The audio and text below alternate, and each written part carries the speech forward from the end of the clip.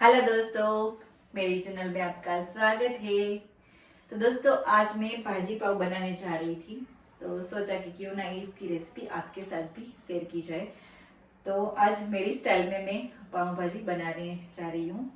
तो मेरे घर में जो भी सब्जियाँ अवेलेबल थी वो मैंने ली है। तो ये सारी सब्जियों को हमें बॉईल करना है। तो यहाँ मैंने भाजी बनाने के लिए ये सारी सब्जियां ली है। मेरे घर में जो भी सब्जियां अवेलेबल थी वो मैंने ली है।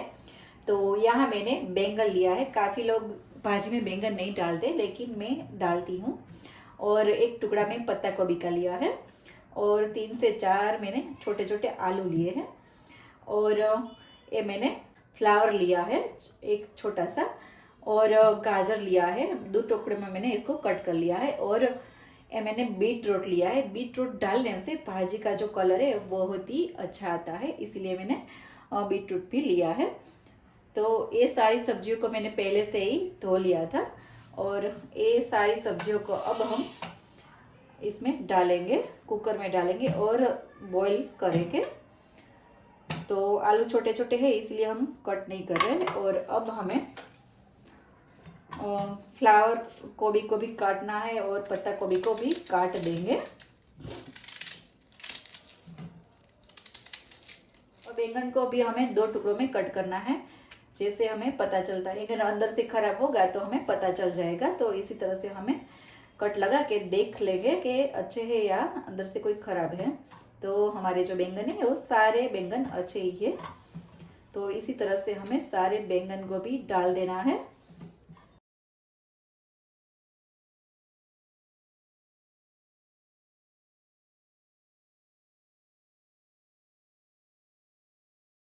एक गिलास पानी डालेंगे और 2 विसल तक हमें इसको उबालना है। और साथ में हमें थोड़ी सी हल्दी पाउडर इसमें डाल देंगे, और छोटी आधी चम्मच जितना हम इसमें नमक भी डाल देंगे। और अब हम कुकर बंद करके इसकी 2 विसल तक उसको उबाल लेंगे सारी सब्जियों को।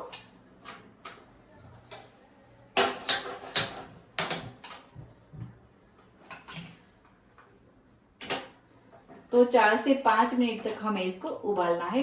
ये सारी सब्जियां उबल रही है, तब तक हम प्याज काट लेते हैं। यहाँ मैंने 3 से 4 छोटे छोटे प्याज लिए हैं और टुकड़ों में मैंने कट कर लिया है।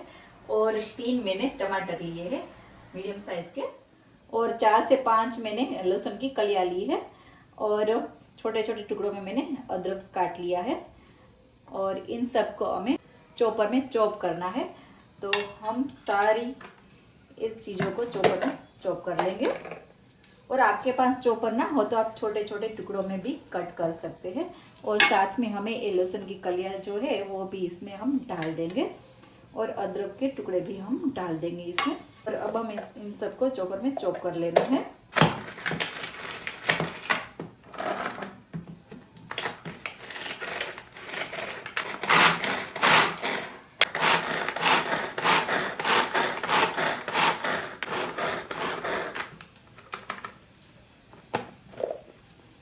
तो यहाँ देखिए, हमने अच्छी तरह से प्याज को चॉपर में चॉप कर लिया है।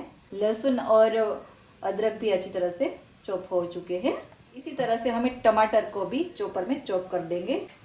तो हम सारी प्याज को एक प्लेट में निकाल देंगे, और इसमें हम टमाटर को भी चॉप कर देंगे चॉपर में। तो यहाँ देखिए, जो प्याज है वो फाइन चॉप हो चुकी है। हम छोटे छोटे टुकड़ों में जो कट करते हैं ना, तो अच्छी तरह से कट नहीं हो पाती, लेकिन चॉपर में हमने चॉप किया तो अच्छी तरह से चॉप हो चुकी है। अब हमें इसमें टमाटर को चॉप करना है। तो यहाँ देखिए, टमाटर का हमें इसी तरह से टुकड़ा कर देना है, और टुकड़े करके हमें अच्छी तरह से इसकी भी पेस्ट बनानी है इसमें।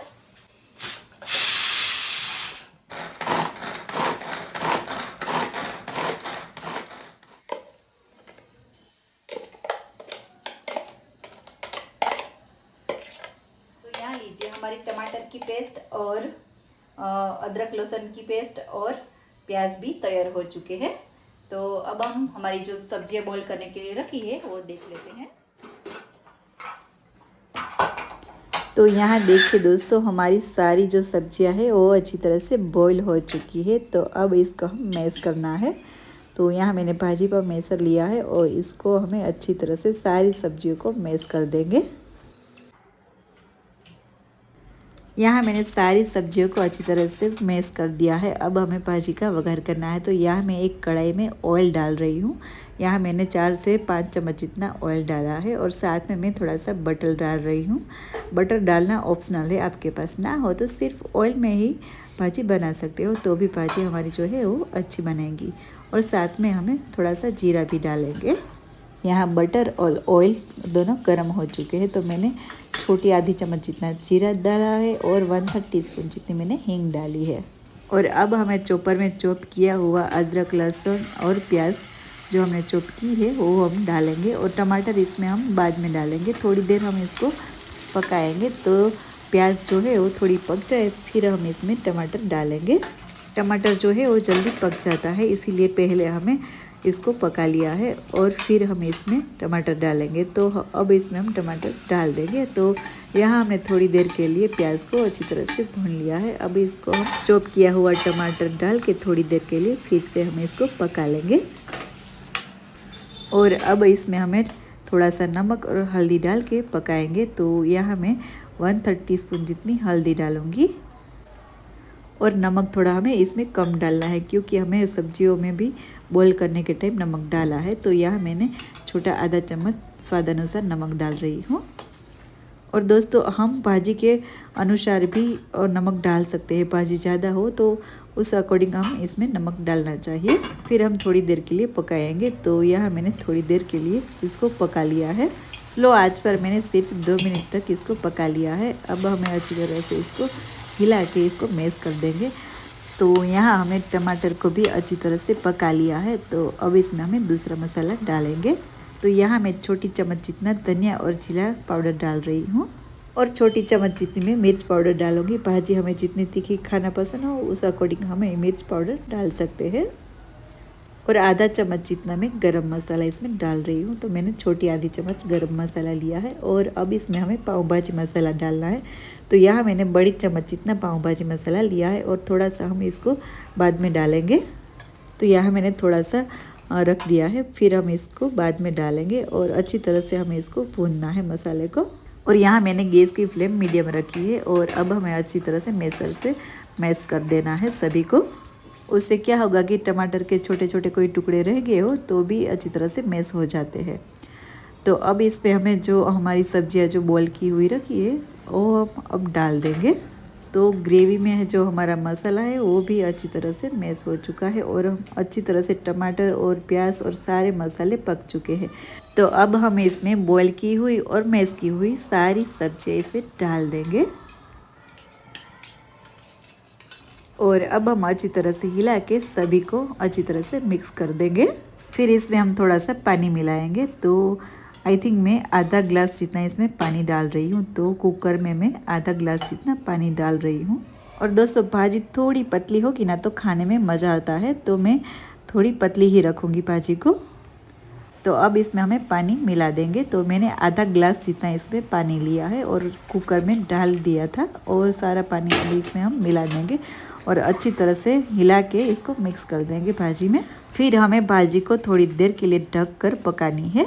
तो गैस की फ्लेम हमें स्लो मीडियम रखेंगे और ढक के 4 से 5 मिनट तक हम भाजी को मीडियम आंच पर पकाएंगे। तो अब हम भाजी पाव का जो बचा के मसाला रखा था वो इसमें डाल देंगे। तो हमने जो मसाला डालने के टाइम थोड़ा सा हमने बचा के रखा था वो हम मसाला में इसमें अब डाल देंगे ऊपर। तो यहाँ हमने मसाला डालने के बाद फिर से मसालों को हमें अच्छी तरह से इसमें मिक्स कर देना है। फिर हमें मैशर से मैश करके थोड़ी देर के लिए ढक के पका लेंगे। तो यहाँ देखिए इसी तरह से फिर से हमें मैश कर देना है। और अब हम ढक के भाजी को 4 से 5 मिनट पका लेंगे।